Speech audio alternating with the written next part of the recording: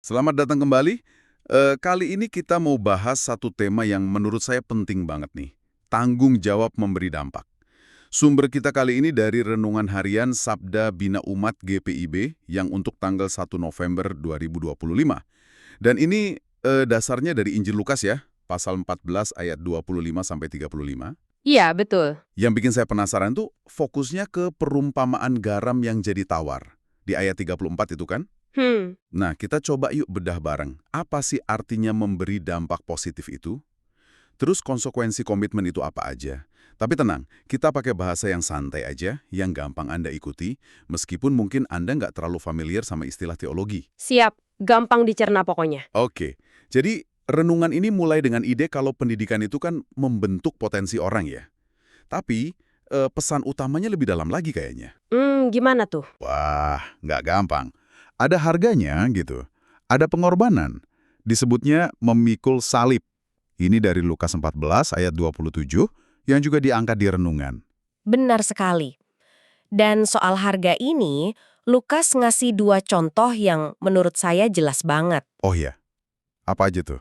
Pertama, ada orang mau bangun menara. Dia harus hitung dulu biayanya matang-matang. Biar apa? Biar nggak malu kalau nanti pembangunannya berhenti di tengah jalan.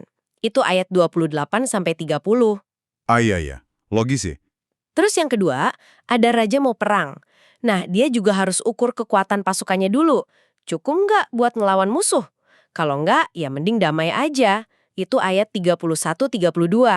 Oke, jadi intinya kesadaran penuh ya sebelum melangkah. Harus tahu konsekuensinya apa. Tepat.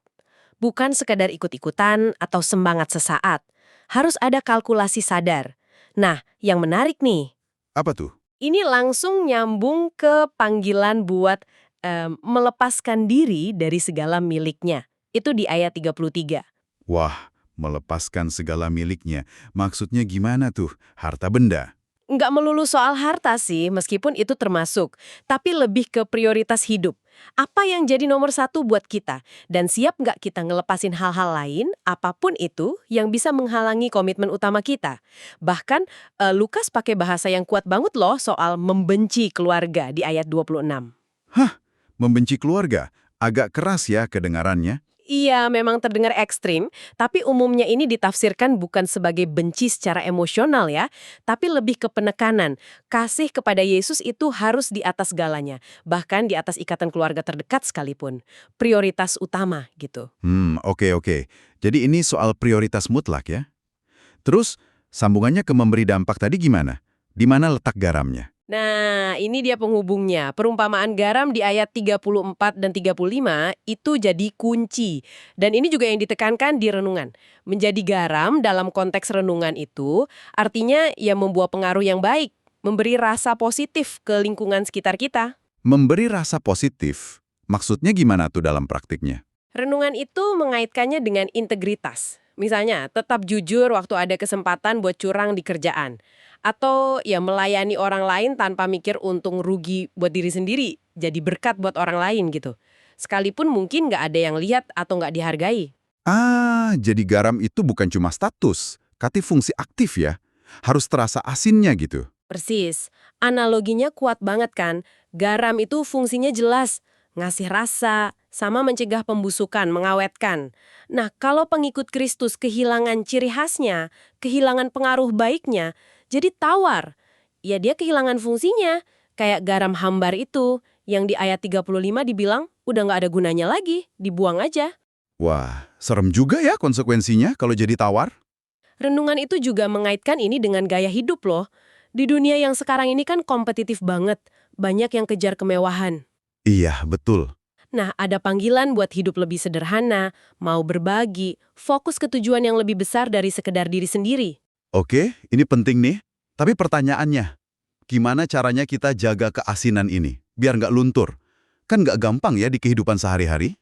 Jelas nggak gampang, tapi renungan itu kasih petunjuk praktis kok, dan tekun jalanin tanggung jawab yang udah dipercayakan ke kita. Oke, jadi kalau boleh saya simpulkan sedikit buat Anda yang dengerin, inti dari Renungan dan Lukas 14 ini sebenarnya soal komitmen ya. Komitmen serius, apalagi yang spiritual, itu pasti ada harganya, perlu perhitungan. Tapi komitmen itu ada tujuannya, bawa dampak baik buat sekitar, kayak garam yang berfungsi tadi. Nah, ini butuh kesadaran, keputusan, dan yang paling penting, integritas nyata sehari-hari. Gitu ya? Betul sekali. Dan kalau kita tarik lebih luas lagi ya, ini kayak undangan buat Anda semua untuk refleksi. Coba deh lihat lagi komitmen-komitmen Anda sekarang, apapun itu. Terus tanya ke diri sendiri, rasa atau dampak apa sih yang saya bawa ke lingkungan saya? Saya udah berusaha kasih pengaruh positif belum ya? Atau jangan-jangan, tanpa sadar udah mulai tawar? Pertanyaan bagus tuh.